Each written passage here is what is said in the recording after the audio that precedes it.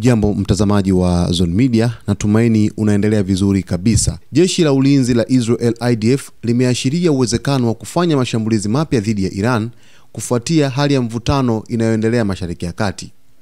Kwa mujibu wa gazeti la Maariv, mwandamizi wa kijeshi wa Israel amesema nchi hiyo inajiandaa kwa maendeleo yanayoweza kutokea na huenda ikalazimika kufanya shambulio jingine dhidi ya taifa la Iran. Afisa huyo aliongeza kuwa Tehran imepokea pigo kubwa na sasa inatambua uwezo wa Israel. Taarifa hizi zinakuja baada ya operesheni ya majira ya kiangazi ambapo Israel ilishambulia miundombinu ya nyuklia na kijeshi ndani ya taifa la Iran, kitendo kilichosababisha Tehran kurusha makombora kwa kulipiza kisasi. Mashambulizi hayo yalichelewesha baadhi ya mipango ya nyuklia ya Iran, huku yakionyesha changamoto za Tehran kukabiliana na ulinzi wa anga wa Israel. Kwa mujibu wa tathmini huru na ripoti za vyombo vya habari vya kimataifa, mashambulizi hayo na majibu ya Iran yalithibitishwa. Aidha, viongozi wa juu wa Israel wameendelea kusisitiza kwamba jeshi la IDF lipo tayari kwa hatua nyingine endapo hali itahitajika.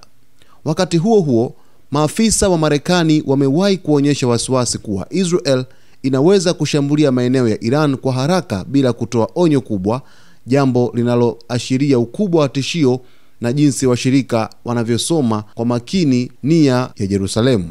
Viashiria vya ukweli. Taarifa imetolewa na Maariv, gazeti linaloaminika nchini Israel, ikinukuu afisa wa kijeshi wa ngazi ya juu wa Israel ambaye amezungumza taarifa hii. Na ripoti za kimataifa na tathmini huru zilibainisha kweli kufanyika kwa mashambulizi ya Israel dhidi ya miundombinu ya nyuklia ya kijeshi ya Iran mnamo vita vya siku 12 Juni 13 hadi Juni 24. Lakini kauli za viongozi wa ngazi za juu wa kijeshi nchini Israel kupitia jeshi la ulinzi la Israel limekuwa likitangaza hadharani kuwa liko tayari kwa hatua zaidi, jambo linalothibitisha taarifa hizi si za uvumi.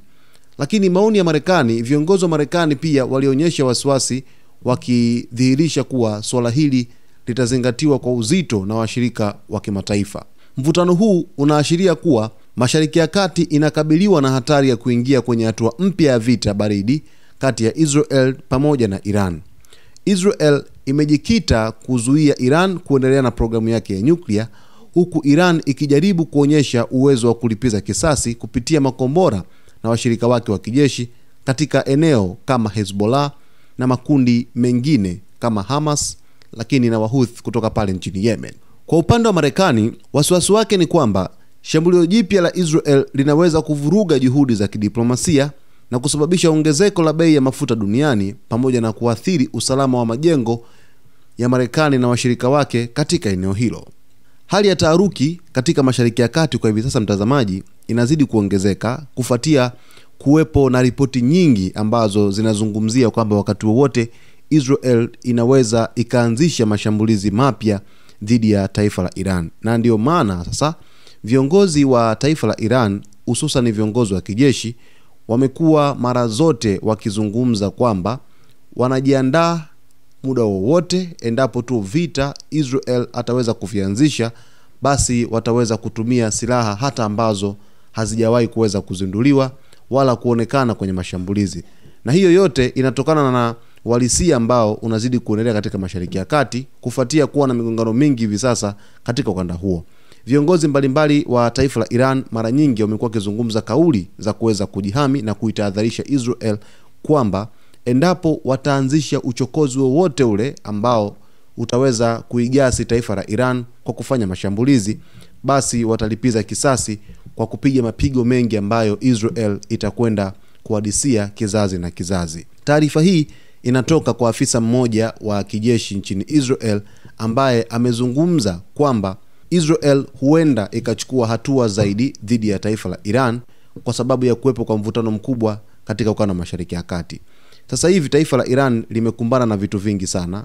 Kwanza kabisa, vikwazo kutoka katika Umoja wa Mataifa, ambapo juzi tu Jumapili waliidhinisha vikwazo hivyo, na taifa la Iran limeweza kusema kwamba limepokea vikwazo hivyo, lakini wako tayari kwa chochote, lakini si kupiga magoti kwa mataifa ya kimagharibi.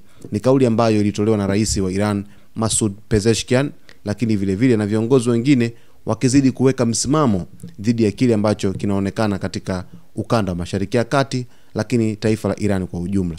Lakini kitu kingine ambacho taifa la Iran inakabiliana nacho ni ule mpango wa shirika la kimataifa la nguvu za atomiki duniani IAEA wa kuweza kukagua vituo mbalimbali vya nyuklia. Swala hilo limeweza kuleta mvutano mkubwa hadi taifa la Iran kusaini mkataba pale nchini Tunisia, lakini mwisho wa siku baada ya kusaini mkataba huo na IAEA alikuwepo waziri wa mambo ya nje wa Iran Abbas Araghchi pamoja na mkurugenzi wa shirika hilo la IAEA Rafael Grossi.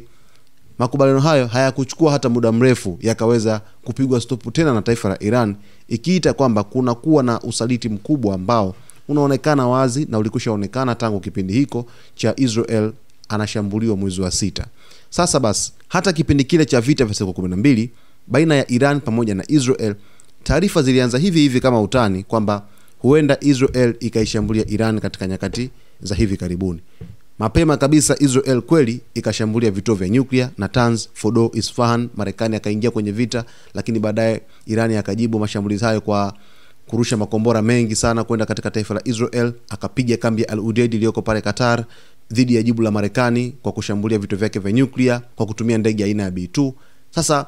Sasa hivi tena taarifa tena zinatoka katika taifa la Israel, huku ripoti zikizungumza kutokana na hili gazeti la Maav kuweza kuripoti kwa mujibu wa kauli ambayo ameizungumza afisa wa kijeshi katika jeshi la Israel kwamba huenda Israel ikachukua hatua madhubuti dhidi ya Iran.